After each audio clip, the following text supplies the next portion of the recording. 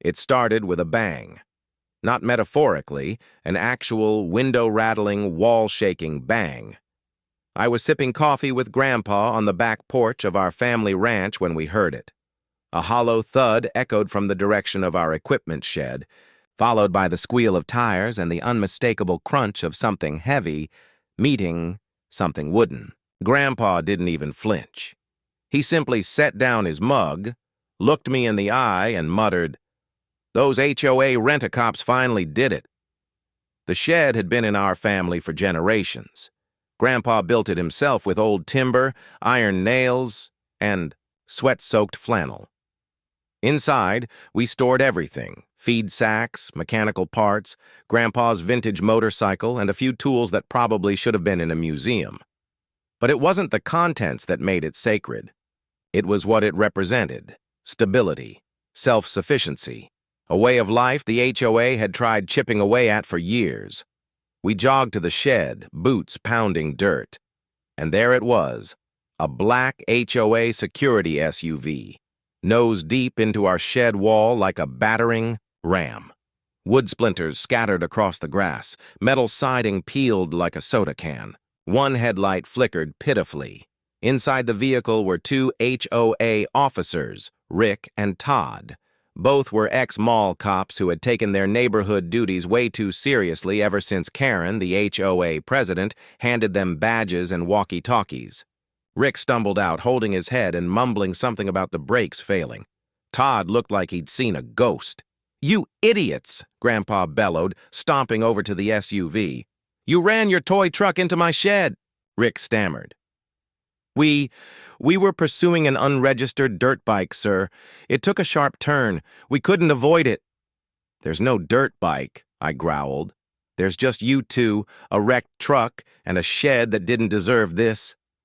Karen arrived minutes later, of course, flanked by more HOA board members like she was some kind of royalty. Dressed in her signature beige pantsuit, clipboard in hand, she strutted up as if we were the problem. "This was an unfortunate accident," she declared, barely glancing at the wreck. "But your shed is an unregistered structure per subsection, 5A of HOA building code. Technically, it shouldn't have been there in the first place." Grandpa's face turned the color of rusted steel. "That shed's been here since 1972. Your HOA was a collection of garden parties and bunco nights back. Then," Karen smiled, smug and polished, "that may be, but things change. And if the structure was not formally approved by the HOA Architectural Committee—" "Don't finish that sentence," I interrupted. "You're saying we're at fault.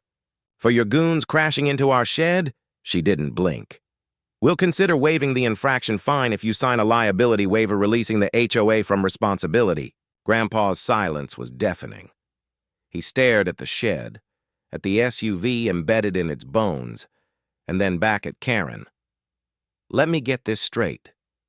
You want me to forget that your glorified golf cart destroyed my building, and in return, I promise, not to sue?" Karen's smile didn't falter. "Correct." He nodded slowly. "Let me think about it." I knew that tone. It was Grandpa's war voice, the one he used in Nam when orders didn't sit right. He turned and walked away without another word.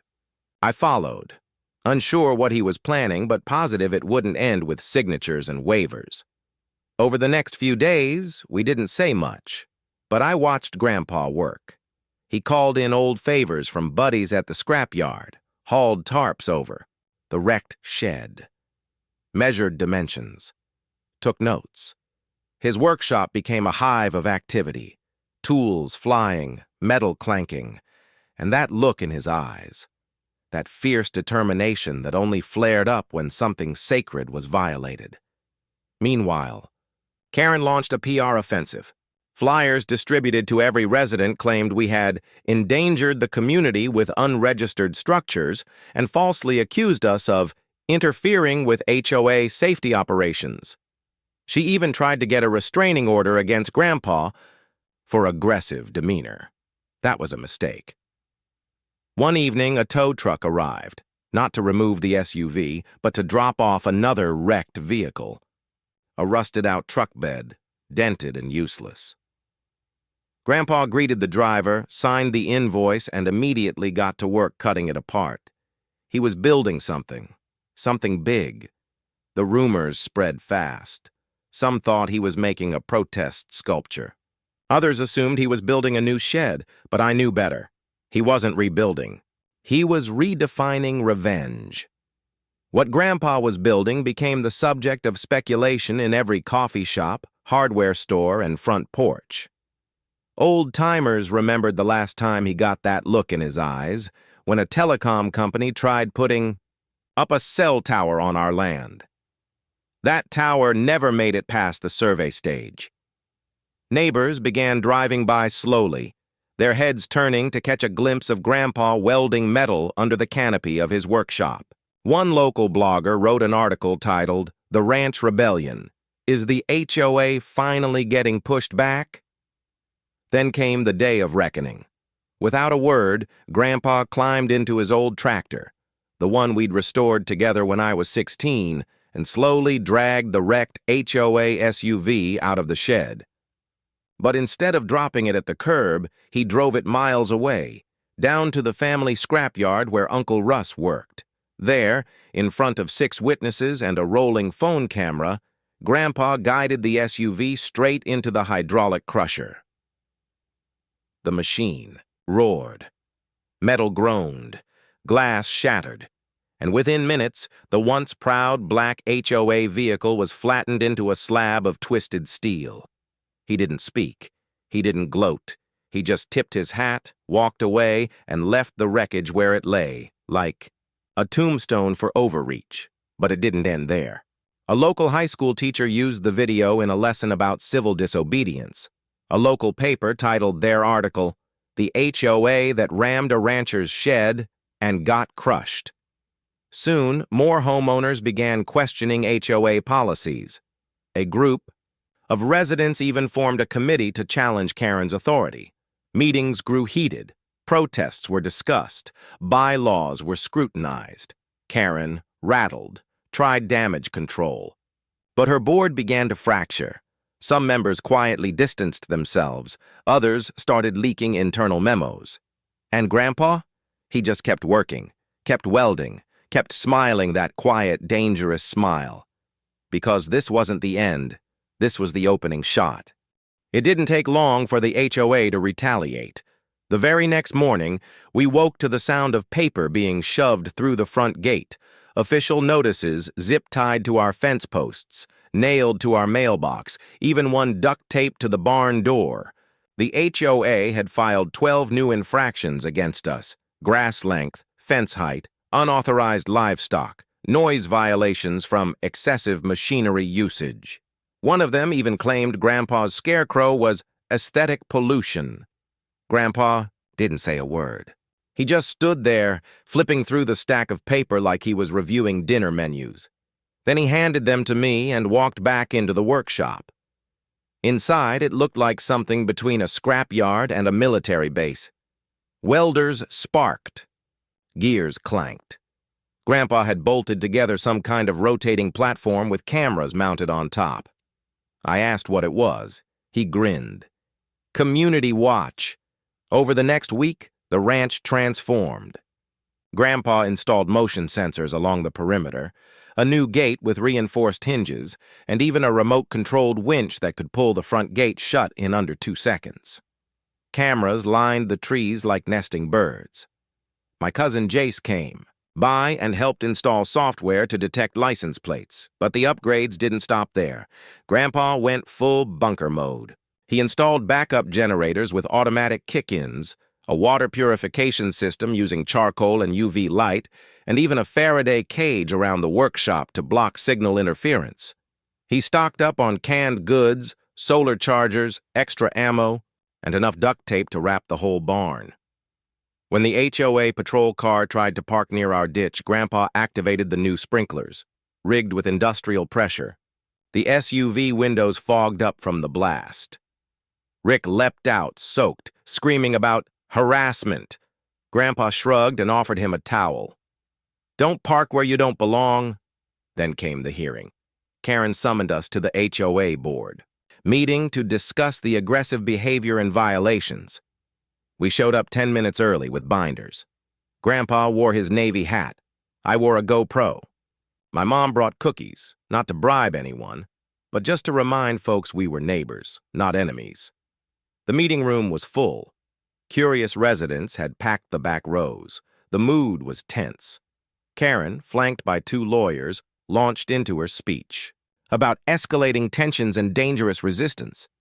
Grandpa waited until she was done, then calmly pulled out photos, images of the shed before the crash, footage of Rick and Todd laughing while they revved the HOA SUV, and most damning, Rick's text message to a friend bragging, "We're gonna scare the old guy today. Maybe even dent his barn." The room went quiet. Grandpa looked Karen dead in the eye. "Your officers weren't pursuing a dirt bike. They were acting on your orders. That makes you responsible." Karen's lips tightened, but the residents started whispering. Someone shouted, "Is this true, Karen?" Another asked, "What else have they been lying about?" She tried to gavel the meeting back into order, but the damage was done. A motion was raised by a board member to suspend the HOA patrol program. Pending investigation, it passed by a narrow margin. Back at the ranch, we celebrated with grilled steak and sweet tea. But it wasn't over. Karen wasn't backing down. A week later, we caught drones flying over our property. One crashed into a pecan tree. Grandpa stripped it for parts. "Thanks for the donation," he said. Then came the power stunt. One evening, our lights flickered. Then the entire ranch went dark. Grandpa had predicted this. The HOA had gotten their fingers into the local utility board, and someone had cut our power citing non-payment. Except Grandpa had receipts. He stormed into the utility office the next morning and slammed them on the counter. The clerk paled. Within 2 hours, power was restored. That's when Grandpa made his boldest move. He launched the Independent Ranchers Association, a legal body of landowners not part of the HOA. Within a month, 20 residents had signed on.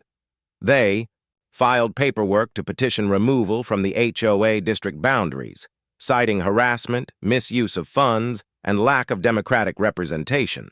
Karen tried to stop it with lawsuits. But that's when Uncle Russ came through again. With a lawyer friend who specialized in civil liberties, we countered every move. One by one, her attempts failed. The HOA tried sneaky tactics. They began issuing citations to members of the Independent Ranchers Association for things like unregistered farm tools and improper garden organization. Someone even got a fine for having too many wind chimes. But we fought back with cameras, records, and plenty of public exposure. Grandpa started holding weekly community meetings under the big oak tree at the ranch. We called it the Freedom Circle. Folks brought their grievances, shared evidence, and brainstormed counteractions. Some residents who had supported the HOA quietly began switching sides. Then came the media. A local journalist caught wind of our battle and published a story titled "The Ranch That Fought Back." Pictures of Grandpa's cameras, the crushed SUV, and our protest signs went viral. Soon, local news trucks were parked near our property line. Karen tried to spin it in her favor, but every time she spoke, she made it worse. One interview where she called us ungrateful peasants got memed to oblivion. We knew the tide had turned when a state-level official visited the area and asked to meet Grandpa. They sat on the porch for 2 hours, sipping iced tea and talking policy. That same week, an investigation into the HOA's finances was opened by the state attorney general, and then came the final nail. Grandpa submitted a public records request. He got access to HOA meeting transcripts, emails, and budget logs. And buried in those documents was a gem, proof that HOA funds were used to cover the damage to the patrol SUV, funds that came directly from homeowner dues without a vote. We printed that page on posters and stapled them to every telephone pole in the neighborhood. That weekend, a crowd gathered outside HOA headquarters.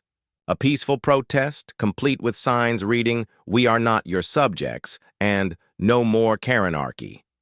Karen resigned 3 days later. Her replacement? A soft-spoken retiree named Linda, who promised transparency and accountability. But Grandpa wasn't done. He pushed for a complete rewrite of the HOA charter. He insisted on new bylaws that restricted the HOA's ability to collect dues, issue citations, and enforce property rules without a resident vote. The charter passed with an overwhelming majority. As for the Independent Ranchers Association, it became a permanent fixture. Monthly potlucks, tool-sharing programs, even a mutual aid fund for emergencies. What started as resistance became a thriving network. Grandpa smiled when he heard. Then he walked back into the workshop, dusted off a tarp, and revealed his latest creation, a metal sculpture of the crushed SUV mounted on a stone base. He welded a plaque underneath. It read, "Here lies tyranny, crushed by the people." And just like that, the siege was over.